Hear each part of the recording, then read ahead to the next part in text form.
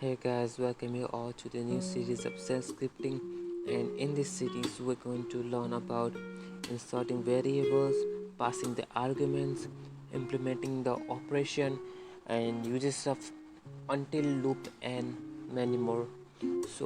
And later we are also developing our own automated tools like port scanner and etc. So for whom this course is for, or for whom this series for? This series is for the very basic or the beginner level who wants to learn the shell scripting and who have the zero knowledge of the shell scripting. What exactly the shell scripting is this video is made for those individuals. So let's start with what actually the shell scripting is. Shell scripting is nothing but a computer program designed to be run by the Unix or Linux shell.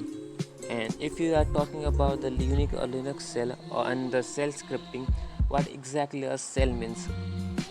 Shell is a command line interpreter and the typical operation performed by the shell script, including the file manipulation, program execution, and printing text. And some example of the shell scripting are automating the core compilation process, manipulation of file, and the monitoring system.